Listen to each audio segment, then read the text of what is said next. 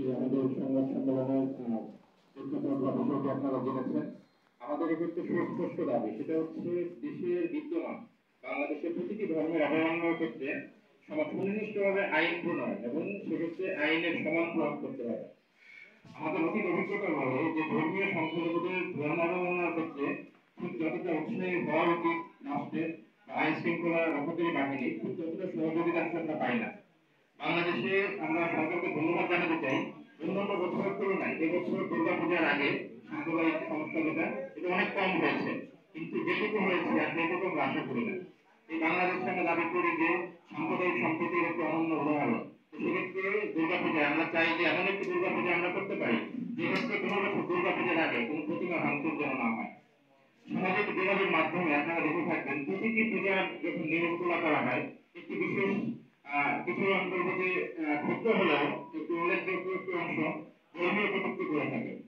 এই কটূক্তি আমরা চাই না।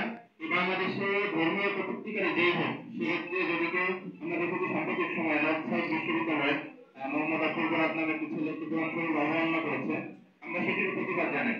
কারণ ধর্ম আসলে আমাদের অত্যন্ত আবেগের একটি জায়গায় আছে। আমরা প্রত্যেকে যার যার ধর্মকে বিশ্বাস করে ভালোবাসি, সেটা যদি কোনো ক্ষেত্রে অবমাননা হয় আমাদের প্রত্যেকের হৃদয়ে রক্তক্ষরণ হয়। প্রতিটি ধর্ম অবমাননার ক্ষেত্রে আমাদের দাবি যে এটি যদি রাষ্ট্র ব্যবস্থা নিবে সুস্পষ্টভাবে আইনের উল্লেখ থাকতে হবে যে ধর্ম অবমাননার শাস্তি কোনটা। একই সঙ্গে লক্ষ্য রাখতে হবে যে কোনো নির্দোষ ব্যক্তিকে যেন ফাঁসানো না হয়। আমরা দেখেছি যে আসলে কুমিল্লা, নাসিরনগর সব বিভিন্ন জায়গায় যে যারা নিরক্ষর ব্যক্তি তাদের ফেসবুকে আইডি হ্যাক করে বা অন্যভাবে পোস্ট দিয়ে একটি সাম্প্রদায়িক হামলার পর তৈরি করা হয়েছিল। পরবর্তীতে আদালতের মাধ্যমে এবং পুলিশের মাধ্যমে প্রমাণিত হয়েছে যে আসলে উক্ত ঘটনার সঙ্গে এই হিন্দু ব্যক্তির কোনো সম্পর্ক ছিল না। কিন্তু এর আগে কিন্তু একটি বড় হামলা ঘটনা ঘটে গিয়েছে, স্থানীয় লোকাল যে হিন্দু সম্প্রদায় ছিল তাদের উপর হামলা হয়েছে। এই হামলাগুলোর আসলে দৃশ্যমান কোনো বিচার আমরা দেখি না। আমাদের সেক্ষেত্রে একটি প্রস্তাব আমরা পেয়েছি যে যদি কোনো হামলা হয়, সাম্প্রদায়িক হামলা হয়, সেক্ষেত্রে হামলাকারীদের চিহ্নিত করা বর্তমানে খুবই সহজ। কারণ সামাজিক যোগাযোগ মাধ্যম সবাই ব্যবহার করি আমরা, ফেসবুক, ইউটিউবে গেলেই ধরনের অসংখ্য ভিডিও পাওয়া যায়।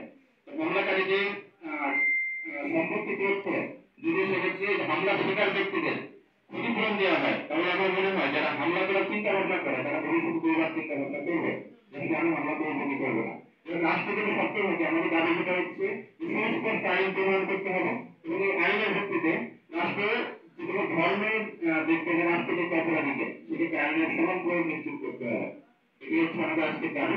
আপনাদের আজকে প্রশ্ন থাকবে, প্রশ্নের উত্তর দেবেন।